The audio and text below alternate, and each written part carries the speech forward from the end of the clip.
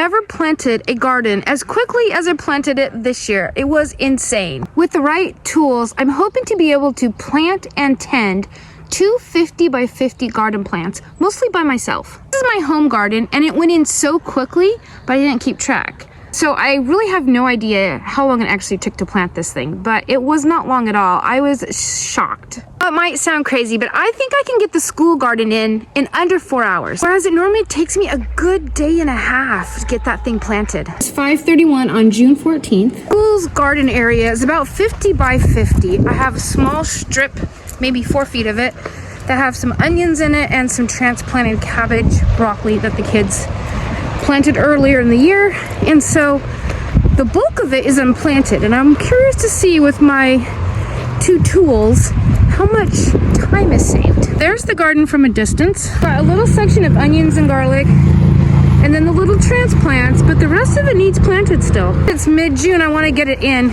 ASAP. Using my Earthway seeder along with this gritter that I bought from Neversink Farm. This thing is cool because the handle detaches and I can put it in my car. I make rows with a string and some sort of a stick like this bamboo, and I just keep going row after row after row, and it's kind of slow. It doesn't move very quickly. With the gritter, I line up my stake one time for a straight row, and then I use this guy. Let me show you how it works. Now, you just push it along. I'm going to try to keep the wheel lined up close to the string, which I won't do very good at because I'm not the best, I'm not the best driver. I'm going to come back exactly over my, well, it's pretty grassy down here, so it's hard to see. Let's go a little bit farther into the bed, and I think it'll show up easier, the grid.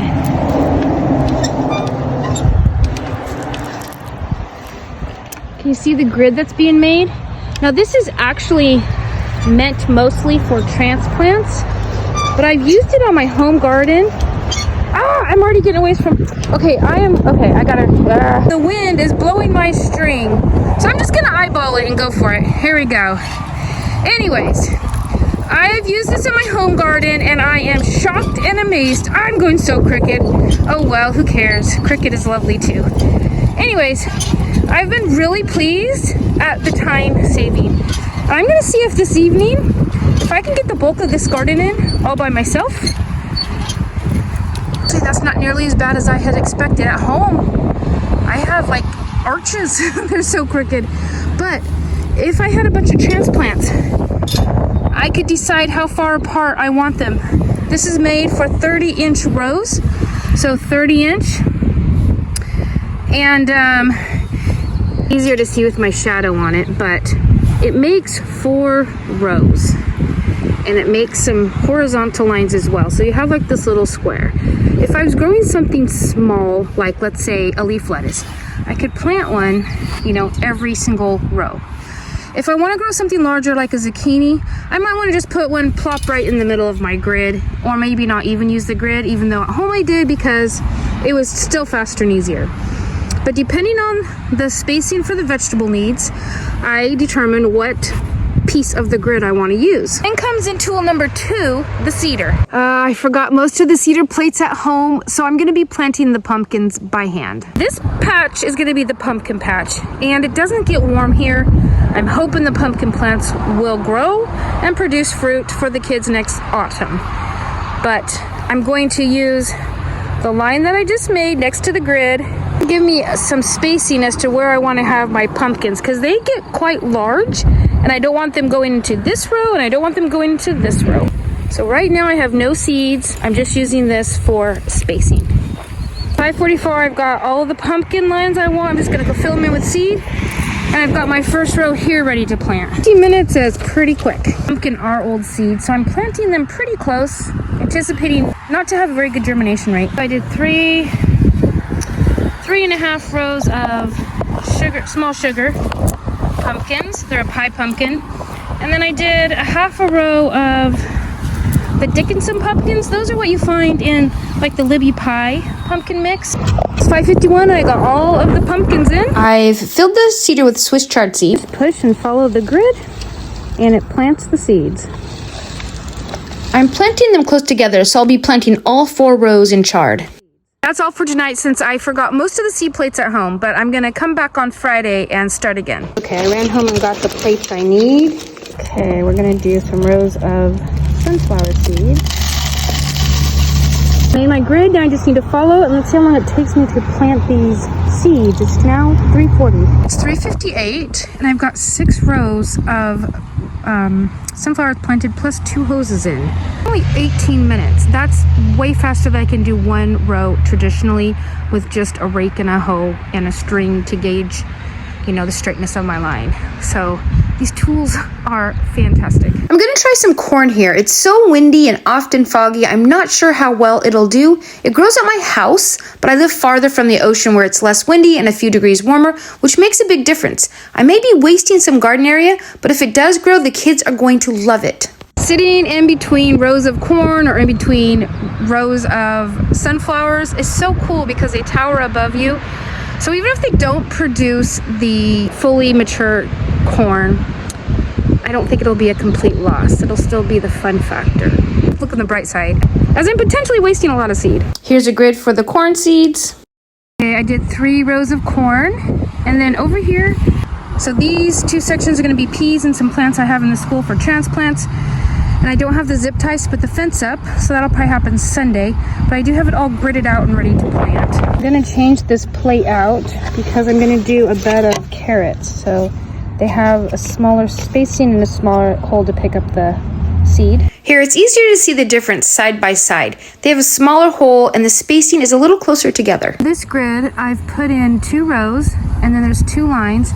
I'll just show you how quick this goes. So this is planting the carrot seed down there. If you can see, it's just turning as I go. It comes out down there and then the chain covers it. And it's literally this fast. These are 50-foot rows, and I will videotape the whole time so that you can tell how long it actually is taking me as opposed to me stopping and starting. The planter tends to work, I think, best with the larger seeds. The smaller seeds, I'll get a lot more seed than I need. I'll be thinning, but I find I do that when I hand seed as well, and to me it's worth it to have the time saving. Okay, that was 1 50-foot row done. Took a whopping 44 seconds. I've had my Earthway seeder for probably 25, 30 years since my kids were little, and it's still working perfect. I highly recommend it. I hadn't used it for about 3 years because I lost the seed plates. I lost the whole little bundle of seed plates. About 2 weeks ago, right before I planted my garden, I reordered some on Amazon. I was worried they wouldn't fit because my cedar is so old, but they fit perfectly. So they haven't changed the design apparently, which was great. I mean, if you're interested in one, you could try to find something on eBay. Even if you can't find the plates, you can get those on Amazon.